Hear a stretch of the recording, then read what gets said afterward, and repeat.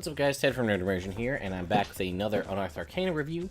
Point of fact, if you missed it, Unearthed Arcana has been moved from the first Monday of the month to the second Monday of the month. That sucks for me, and I'm sure a lot of you other guys, it was a nice thing too, and gals, and really anybody. It was nice to, like, the start of a new month, boom, first day, you've got new content. Now it's the second Monday. Let's see. Back in May, we announced it would be the first or second Monday of the month. It's always pretty much been the first, but they're wiping that away, saying it's only going to be the second. Okay. Now they do have all these on D&D Beyond, which I'm not sure, but it used to be Dungeon Life. I'm not sure if Dungeon Life has disappeared completely because Todd Kenrick from Dungeon Life was hired to be D&D Beyond. But we got a new Unearthed Arcana. It was all Fiendish options.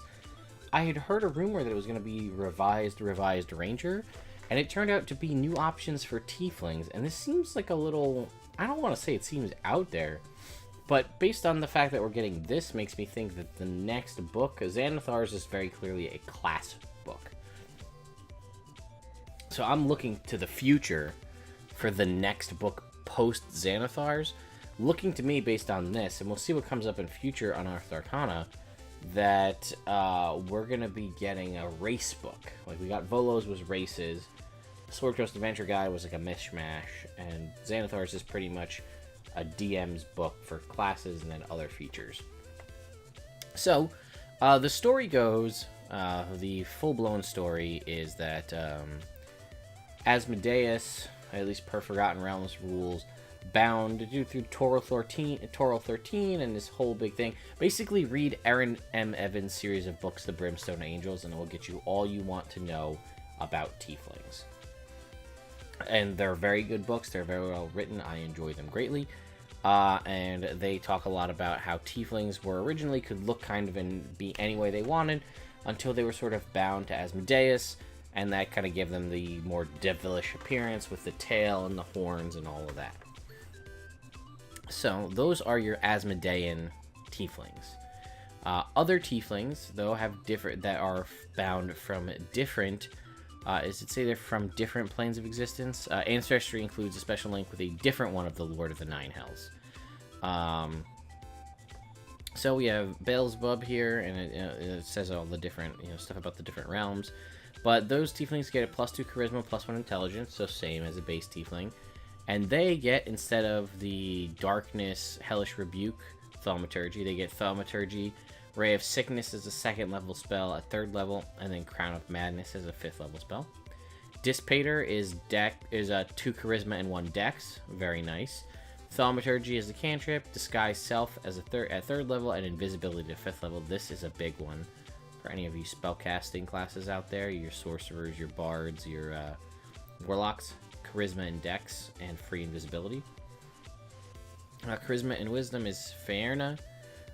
Friends, Charm Person, and Suggestion. This is your very mind control-y. It is Charm Person at 2nd level. Glacia is Charisma and Dex again. Minor Illusion, Disguise Self, and Invisibility. Dissipator was Thaumaturgy. I like this one better because it's a Minor Illusion, Disguise Self, and Invisibility. Levistus is Charisma and Con, which is also a solid option. Ray of Frost, so you've got a damaging cantrip, which is nice. Armor of Agathis is a 2nd level spell, which is not a great spell, but if it wasn't taking up one of your spell slots, not bad. And then Darkness at 5th level. Mammon is Charisma and Intelligence again. Mage Hand, Tensor's Floating Dish, and Arcane Lock. This is your very utility-based one. Mephistopheles is Charisma and Intelligence, Mage Hand, Magic Missile, and Web. I like this. I think this is a very powerful one if you're going to go for the traditional tiefling stats. A free 2nd level Magic Missile and Web are solid abilities. And then Zariel is Charisma and Strength. And you have Thaumaturgy, Searing Smite at 2nd level, and Branding Smite. Again, all very good options. It's interesting to see that much of an expansion for just the tiefling. I wonder if there was that much call for it, which makes me wonder if we'll see expansions. If you recall, last time we got Eladrin revisited and Gith, and now we're getting expanded tiefling options, which again, leading me down the path that we're going to be getting a race book that's going to give us new races. Obviously, if Gith make it through, that's new races entirely, but as well as new subclasses, Eladrin being a new elven subclass. And then there's a whole section here on demonic cults.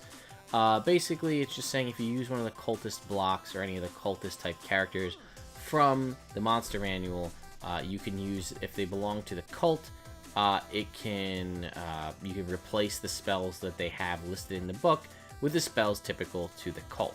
So if you're a cult of Asmodeus, and you're high ranking in that cult, you have Demands of Nessus. At the start of each of the creature's turn, they can choose an ally within 30 feet. Chosen ally loses 10 HP, and the creature gains that same number.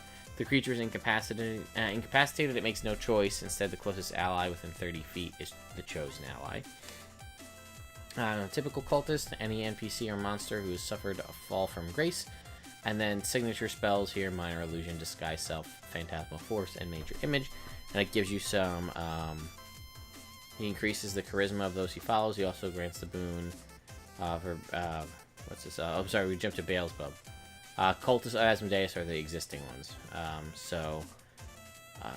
Path of Beelzebub, bonus action. The creature can choose an ally within 30 feet until the end of that creature's next turn. It gains advantage on all ability checks and attack rolls. While the chosen ally suffers disadvantage on those. Now we can kind of just go through and get this. You can see the typical cultist, their goals, guidance, identify, see, invisibility, clairvoyance.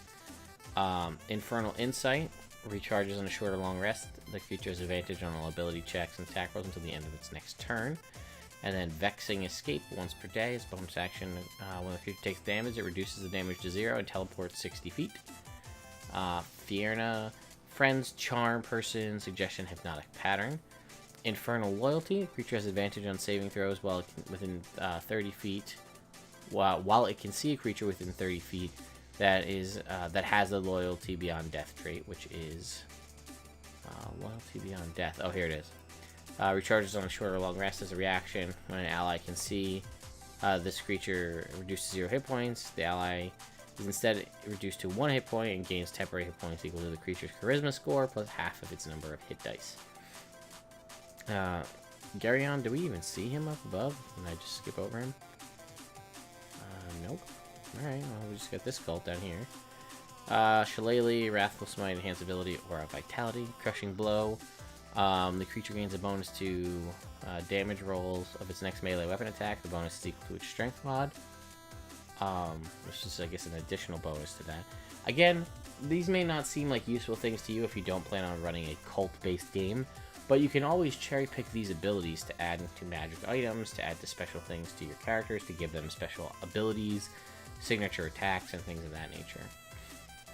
Indomitable Strength, as a reaction when this creature takes damage, it can roll a d10 and subtract the number from the damage rolled.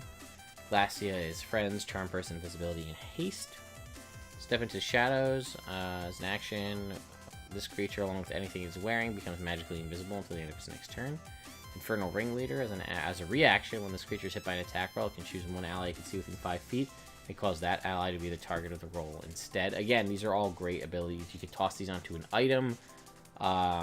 You could just, like, if you want to give your players cool, like, little ribbons or character abilities, you could do that with these.